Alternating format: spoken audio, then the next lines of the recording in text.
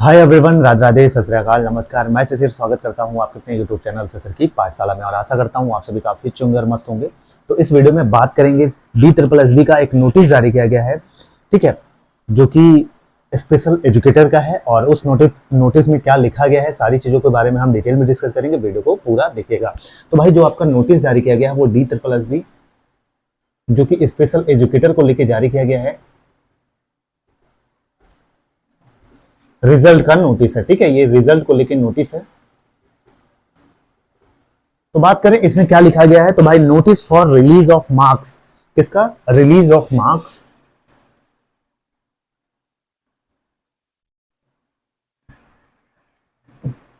And calling of e dossiers, calling of e dossiers किसमें, NDMC में।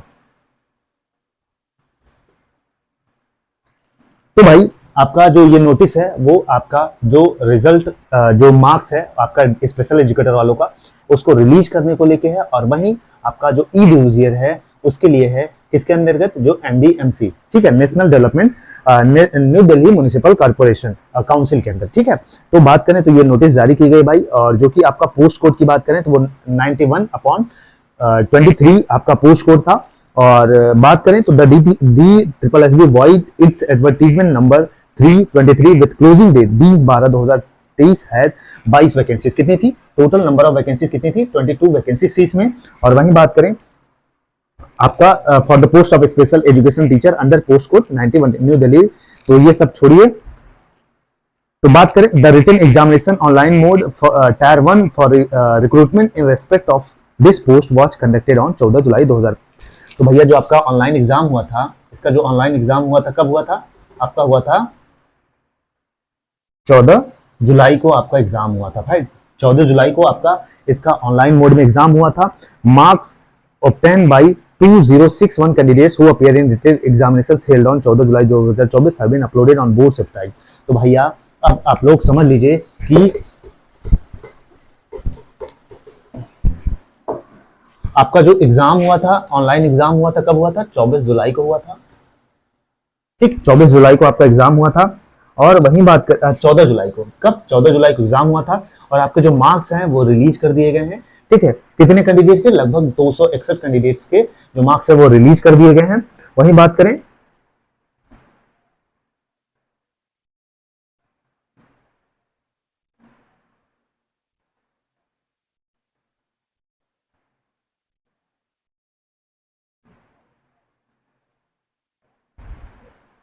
तो भैया आपको देखिए कुछ जरूरी चीजें हैं, ठीक, कुछ जरूरी चीजें हैं, सुन लीजिए। आपका पहली बात तो मार्क्स अपलोड कर दिया गया है और आपका प्रॉपर शेड्यूल वगैरह जारी कर दिया गया है डोजियर का, ठीक है। तो आपको कब बुलाया जाएगा, कब नहीं, ये सारी चीजें। Kindly note that e dossier link will be activated to only those candidates who are provisionally shortlisted to upload e dossier as per detail given para 4 above. देखिए ई डोजियर उन्हीं का ओपन होगा जिनका 2061 बच्चों का, जिनको कॉलिंग आई है, ठीक है, जिनके नंबर्स उस पर अपलोड किए गए हैं। वहीं बात करें छठे पॉइंट में लिखा, 7वें पॉइंट में लिखा है all the candidates who have been shortlisted for falling in consideration zone for selection must upload their all requisite applicable documents in the said link in stipulated time। तो इसका मतलब यही है कि आप लोग जाइएगा, उसको ओपन करिएगा, उस लिंक को ओपन करने के बाद अपने जो भी रिक्वायरमेंट डॉक्यूमेंट्स हैं उसको आपको अपलोड कर देना है। वही बात करें 8वें पॉइंट में the e dossier link shall be active for 15 days only 2 January 2025 to 16 January 2025।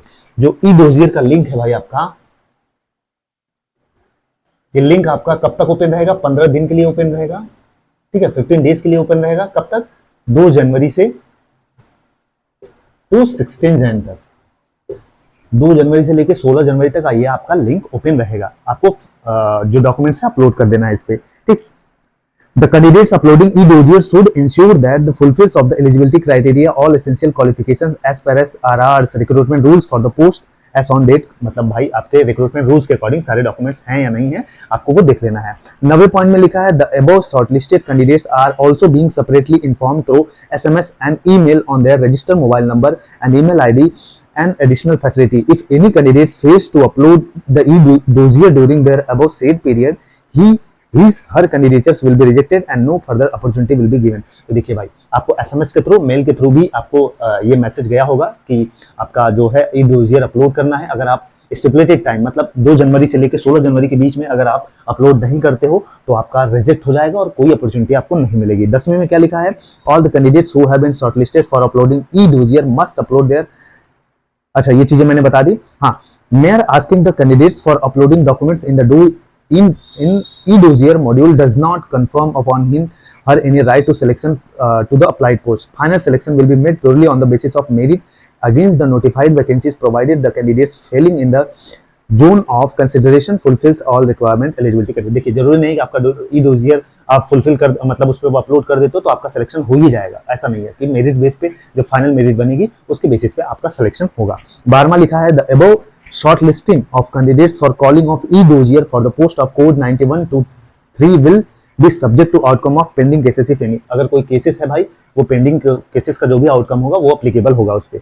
13 लिखा है, while every care has been taken in preparing the list of shortlisted candidates, DSSB reserve the right to rectify errors and omissions if any detected at any later stage. This issues with the prior approval of chairman DSSB। तो भैया ये सारी जानकारी थी जो मैंने आपको बता दी। तो भैया जाइएगा, देखिए सिंपल सा तरीका कहूँ, एक शब्द में कहूँ तो आप लोग का जो मार्क्स है वो रिलीज कर दिया गया है स्पेशल एजुकेटर का, जो कि आपका एग्जाम हुआ था 14 जुलाई को, और आपको 2061 बच्चों का जो मार्क्स है वो अपलोड कर दिया गया है। आपको जाना है, ओपन करना है अपना एप्लीकेशन, लॉगिन करना है, वहां पे आपका ई डोजियर का लिंक आएगा, उसमें आपने सारे जो डॉक्यूमेंट्स हैं, एसेंशियल डॉक्यूमेंट्स, उसको अपलोड कर देना है अच्छे से। उसके बाद कब अपलोड करना है, 2 जनवरी से 16 जनवरी के बीच में। अगर नहीं करते हैं तो रिजेक्ट हो जाएगा। ठीक, तो ये सारी चीजें थी। बाकी हंसते रहिए, मुस्कुराते रहिए। कोई डाउट होगा तो कमेंट में जरूर मेंशन करिएगा। जय हिंद, जय भारत।